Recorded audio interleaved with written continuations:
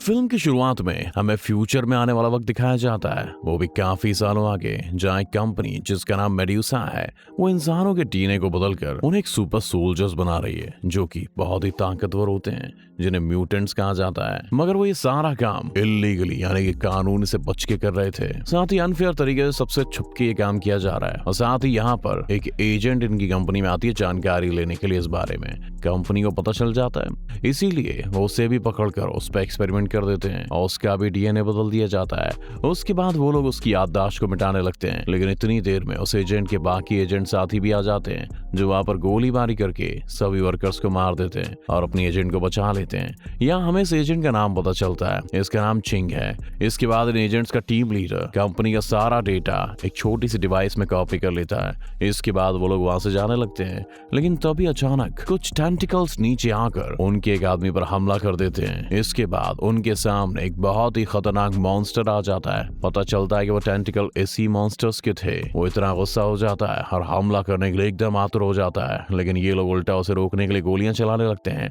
लेकिन वो इतना ताकतवर था, इतना खूंखार था कि इनकी गोलियों का उस पर कोई असर नहीं होता। अब बस फिर वो मॉन्स्टर उन पर हमला कर देता है, एक एक एजेंट को उठा उठा कर मारने लगता है। बहुत सारे एजेंट्स को मार देता है वो। तब ये देखकर चिंग उसके ऊपर चढ़ जाती है और चाकू से बार बार उसके सर पर वार करती है, जिससे मॉन्स्टर को इतना गुस्सा आ जाता है कि वो चिंग को अपने ऊपर से उठाकर नीचे फेंकता है और उस पर अपने टेंटिकल से हमला करने लगता है। जैसे ही टेंटिकल से निपटने लगती है वो, तो अपने चाकू से एक एक करके उसके सारे टेंटिकल्स काट देती है। और बस इसी के बाद वो यहाँ से भाग जाते हैं और उस मॉन्स्टर को उसी लैब में बंद कर दिया जाता है। वो आगे बढ़ ही रही थी, लेकिन तभी उनके सामने मॉन्स्टर से भी बड़ी मुसीबत आके खड़ी हो जाती है, जो एक लड़की थी जिसके बाल सफेद थे, लेकिन वो बहुत खतरनाक और ताकतवर थी क्योंकि उसके भी डीएनए को बदलकर उसे एक म्यूटेंट बना दिया गया था। और इसने ही उस मॉन्स्टर को इन लोगों के पीछे लगाया हुआ था, क्योंकि वो इतनी देर से उन्हें कंट्रोल रूम से देख रही थी और वो इन सब के पास आकर इन्हें हिप्नोटाइज कर देती है, यानी उन्हें अपने वश में कर लेती है। लेकिन अब क्योंकि चिंग भी म्यूटेंट थी, इसीलिए वो उसके हिप्नोटिज्म के असर से बाहर आ जाती है और अपने साथियों को भी हिप्नोटाइज का असर हटा देती है। सब होश में आते हैं। फिर उसका टीम लीडर उस लड़की पर हमला कर देता है, लेकिन वो उल्टा उसे उठाकर दूर फेंक देती है। फिर वो दोबारा से उस पर टांग से हमला करती है और बार बार पटक के इधर से उधर उसे मार डालती है। कुछ देर लड़ाई करने के बाद उन्हें पता चल जाता है कि हम इससे नहीं जीत सकते, ये बहुत ही ताकतवर है। इसलिए टीम लीडर चिंग को वो छोटी सी डिवाइस देता है और यहाँ से भागने के लिए कहता है और एक बार फिर उस लड़की से भिड़ जाता है, जहाँ इन दोनों की बहुत ज्यादा लड़ाई होती है। लेकिन एक बार फिर वो उसे बड़ी आसानी से रोककर दूर फेंक देती है, जिसके बाद चिंग भी उस पर हमला कर देती है। दोनों के हाथों से काफी देर तक लड़ाई चलती रहती है, लेकिन इसमें वो लड़की चिंग पर भारी पड़ रही थी। वो चिंग का गला पकड़ के उसे दूर फेंक देती है, जिससे वो सामान की जगह गिरती है। इसके अलावा वो उसे बहुत मारती है और मार मार के उसका भुर्ता बना देती है। वो उसके बाल पकड़कर उसे घसीटने लगती है और उठाकर दूर फेंक देती है। लेकिन तभी चिंग के डीएनए अचानक से बदलने लगते हैं। लेकिन इसके बाद क्या होता है ये हमें नहीं दिखाया जाता। उसके बाद मेड्यूसा कंपनी के हेड मैनेजर को दिखाया जाता है। वो कंपनी के ऑफिस में आता है, जहाँ एजेंट्स की टीम लीडर को कैद करके रखा हुआ था। वो टीम लीडर से पूछता है कि बताओ चिंग और वो छोटी सी डिवाइस क्या है। अब चिंग उनके पास नहीं थी, इसका मतलब यही था कि वो यहाँ से भाग गई है। मगर अब जब टीम लीडर उसे चिंग और डिवाइसेस के बारे में नहीं बताता, तो इससे उसे काफी गुस्सा आ जाता है। इसीलिए वो अपनी रॉड से टीम लीडर पर हमला कर देता है और उसे चांद से मार डालता है। इसके बाद में चिंग दिखाई जाती है, जो एक बहुत ही अजीब सी जगह पर एक अनजान आदमी के साथ होती है। चिंग को जैसे ही होश आता है, वो लड़का उसके पास आने लगता है, उसे अपने बारे में बताने लगता है। लेकिन चिंग को इतना गुस्सा आ जाता है कि वो मुक्का मारकर उसे दूर फेंक देती है और मौका देखकर वहां से बाहर भाग जाती है। फिर वो लड़का भी उसके पीछे पीछे जाता है। बाहर आने के बाद चिंग अपने आसपास हर चीज को ऐसे देख रही थी जैसे वो ये सब कुछ पहली बार देख रही हो। इसका मतलब था कि उसकी याददाश्त जा चुकी है, मतलब उसकी कंपनी उसकी यादें मिटाने में कामयाब रही। इसीलिए सब कुछ देखकर वो काफी परेशान सी लग रही थी। लेकिन तभी वो लड़का उसके पास आके उसे नॉर्मल करने की कोशिश करता है, मगर वो तो उसका गला ही पकड़ लेती है। और फिर तभी अचानक वहाँ आसपास सब कुछ रुक जाता है, जो देखकर वो समझ जाती है कि मेरे पास वक्त को रोकने की ताकत आ गई है, जिसकी मदद से वो वहां पर होने वाले एक एक्सीडेंट को रोक देती है और एक लड़की की जान बचा लेती है। लेकिन उसकी अपनी ताकत को इस्तेमाल इस्तेमाल करने की वजह से कंपनी को उसकी लोकेशन पता चल जाती है, यानी इस वक्त वो कहाँ ये पता चल जाता है। इसीलिए वो अगले ही पल कंपनी के बहुत सारे लोग वहां पर आ जाते हैं, जिससे एक के बाद एक करके चिंग लड़ती है और अपनी ताकत का बढ़िया इस्तेमाल करके उन्हें मारती जा रही थी। लड़ाई के दौरान जब उन सबको मार रही होती है तो उसे यहाँ अपने दो और ताकतों के बारे में पता चलता है। एक तो थी टेलीपोर्टेशन और दूसरी थी सुपर स्ट्रेंथ। टेलीपोर्टेशन का मतलब एक जगह से गायब होकर वो दूसरी जगह पर अपीयर हो सकती थी, और सुपर स्ट्रेंथ का मतलब वो इतनी पावरफुल है, इतनी ताकतवर है कि उसके आगे कोई टिक ही नहीं सकता। इसीलिए यहाँ पर भी वो अपने दोनों ताकतों का खूब इस्तेमाल करती है। वो उन पर हमला करती है, गायब हो जाती है, दोबारा से हमला करती है और फिर से गायब हो जाती है। जब एक के बाद एक आदमी उस पर हमला करने के लिए आते हैं तो वो हाथों के जरिए उनसे लड़ती है, उन्हें खूब मारती है। लेकिन जब बहुत सारे लोग एक साथ हमला करने के लिए आते हैं तब पहले वो उन पर हमला करती है और गायब होकर दोबारा हमला करती है। फिर जब वो सबको मार डालती है तब वो लड़का उसके पास आता है और उसे अपने साथ चलने को कहता है, लेकिन चिन रिफ्यूज कर देती है। ये सुन के वो लड़का उसे अपनी आईडी दिखाता है, बोलता है कि मैं पुलिस ऑफिसर हूँ भाई साहब, इसीलिए अब तुम मेरी बात टाल नहीं सकती हो। अब कंपनी के हेड मैनेजर को जब ये बात पता चलती है कि मेरे लोग चिंग को पकड़ने में नाकामयाब रहे और सारे के सारे उससे लड़ाई के दौरान मर गए, तो उसे बहुत गुस्सा आ जाता है। इसके तुरंत बाद ही उसके पास एंजेला नाम की एक लड़की आती है, जो दरअसल कंपनी की दूसरी मैनेजर थी, मतलब कि वो हेड मैनेजर के मुकाबले की थी। यहाँ आकर वो हेड मैनेजर के उन साथियों का मजाक उड़ाने लगती है कि वो तो सारे फेलियर निकल गए, हार गए, तो ये काम तुम्हारे बस का नहीं है बेटलू, अब ये मैं करूंगी, मैं ही चिंग को पकड़ूंगी कैसे भी करके। इसके बाद हम चिंग और उसके साथ उस पुलिस ऑफिसर को भी देखते हैं जिनकी अब दोस्ती हो गई थी। वो चिंग को उसकी याददाश्त वापस दिलाने में मदद कर रहा होता है। वो अपने पुलिस स्टेशन के सिस्टम से पता लगवाता है कि पिछले काफी दिनों से चिंग कहाँ पर थी। मतलब उसको मिलने से पहले जहाँ उन्हें पता चलता है कि वो एक विजिटर ग्रुप का हिस्सा थी, जहाँ पर उसके साथ और भी बहुत सारी लड़कियां थी और यहाँ पर वो घूमने आए हुए थे। लेकिन फिर चिंग यहाँ पर एजेंट का काम करने लग गई और तभी चिंग को अपनी जेब में एक छोटी सी डिवाइस मिलती है जो टीम लीडर ने उसे दी थी, जिसमें उस कंपनी का सारा डेटा होता है। अब भी वो लोग उसे चेक करने की सोच ही रहे थे कि तभी एक बहुत बड़ा सा पिलर उनके घर में गिर जाता है, जिसके फौरन ही बाद उनके कमरे का दरवाजा एकदम बैंग करके खुलता है। तब वहां पर एक लड़की आती है जो कि चिंग की उसी विजिटर ग्रुप की थी, लेकिन अब वो भी एक सुपर सोल्जर बन गई थी, जिसे कंपनी इन डिवाइस की मदद से कंट्रोल कर रही थी, जो कि उसकी गर्दन में लगी हुई थी। अब आते ही वो चिंग पर एक धमाकेदार हमला कर देती है, जहाँ चिंग भी आराम से नहीं बैठती, वो भी उस पर भारी हमला करने लगती है। दोनों एक दूसरे को खूब मार रहे होते हैं। इसके बाद जैसे ही दोनों एक दूसरे से दूर होते हैं तो दोबारा से भाग कर आते हैं और फिर से लड़ने लग जाते हैं। और फ्लोर से गुजरते हुए चिंग पत्थरों से दबती जा रही थी, इसलिए सबसे नीचे आके वो काफी जख्मी हो जाती है, इतनी जख्मी कि वो मरने ही वाली थी। लेकिन फिर उसका डीएनए दोबारा से बदलने लगता है, जिससे उसकी ताकतें काफी हद तक बढ़ जाती है और अब वो बिल्कुल ठीक हो जाती है। जैसे ही वो उठती है तो उसकी ताकत से वह काफी बड़ी वेव बन जाती है, इतनी खतरनाक कि अब वो लड़की पत्थरों को कंट्रोल करके अपने हाथ में चिपका लेती है और उसे एक तरह का हथियार बना लेती है, जिससे वो चिंग पर हमला करती है। मगर चिंग सिर्फ अपनी ही ताकत पर हाथ से उस पर हमला करती है। इसके बाद भी चिंग उसे खूब पीटती है, जहाँ इसी दौरान कंपनी उस लड़की को उस डिवाइस के जरिए मार देती है। मगर चिंग यहाँ बेहोश होकर गिर जाती है, क्योंकि उस लड़ाई में काफी ज्यादा कमजोर हो गई थी।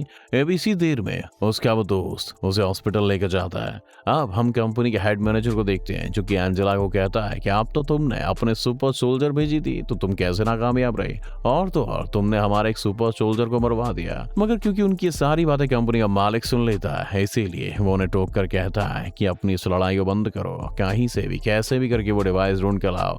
हम चिंग को देखते हैं, इसे जैसे इंजेक्शन दिया जाता है वो बिल्कुल ठीक हो जाती है और अब वो अपने साथ ही पुलिस ऑफिसर के साथ लैब में जाती है हमला करने के लिए, जहाँ पर आते ही उसे अपनी यादें याद आने लगती हैं। मतलब उसकी याददाश्त थोड़ी थोड़ी वापस आ चुकी थी, जिसमें वो देखती है कि सफेद बालों वाली लड़की ने मुझे पकड़ लिया था, हम उस पर एक एक्सपेरिमेंट किया था। अब यहाँ से वो जगह भी याद आ जाती है जब उस पर एक्सपेरिमेंट किया जा रहा था, और ये वही जगह थी जिसे हमने कहानी की शुरुआत में देखा था। दोस्तों, वो लोग बहुत जल्दी वहां पे पहुंच जाते हैं और यहाँ आते ही चिंग को सब कुछ याद आ जाता है, जिसमें वो देखती है कि मेरे कैप्टन ने मुझे इस कंपनी की जानकारी लाने का मिशन दिया था, जिसमें वो कामयाब नहीं हुई और पकड़ी गई। और फिर तभी एक स्क्रीन के जरिए एंजेला उनसे बात करने लगती है, क्योंकि उसने काफी देर से उन पर नजर रखी हुई थी, जिसमें वो कहती है कि अगर उस डिवाइस को चिंग ने 1 घंटे के अंदर हमें नहीं दिया तो हम लोग शहर के सारे मासूम लोगों को जान से मार डालेंगे। लेकिन उसकी इस बात से चिंग को बिल्कुल भी फर्क नहीं पड़ता, बल्कि वो तो यहाँ कंपनी की कुछ और जानकारी लेकर यहाँ से जाने लगती है, जो देखकर वो पुलिस ऑफिसर उस पर काफी गुस्सा करता है।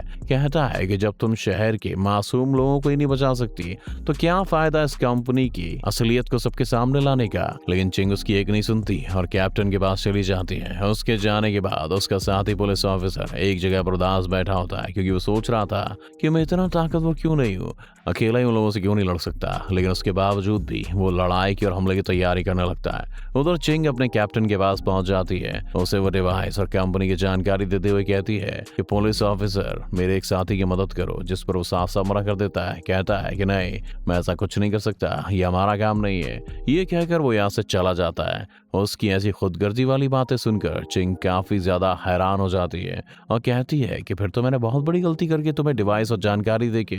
इसके बाद हम देखते हैं कि उसे पुलिस ऑफिसर को, जो कंपनी के लोगों के सामने पहुंच जाता है। हालांकि वो जानता था कि मैं इस लड़ाई में जीत तो पाऊंगा नहीं, लेकिन इसके बावजूद भी वो सब मासूम की जान बचाने के लिए अपना योगदान देना चाहता था और वहां पहुंच जाता है। एक तरफ वो अकेला था और दूसरी तरफ कंपनी के इतने सारे लोग। लेकिन अब इससे पहले उनकी लड़ाई शुरू होती, वहां पर चिंग आ जाती है और वो अपने पुलिस ऑफिसर साथी को कहती है कि मुझे माफ करना, मैंने तुम्हारी बात नहीं मानी, लेकिन अब मैं तुम्हें अकेला नहीं छोड़ूंगी, मैं भी तुम्हारे साथ हूँ। उसके तुरंत बाद कंपनी के बहुत सारे सोल्जर्स चिंग की तरफ बढ़ने लगते हैं, जहाँ चिंग भी आगे बढ़ती है और बार बार गायब होकर तलवार से उन पर वार कर करके उन्हें मार डालती है।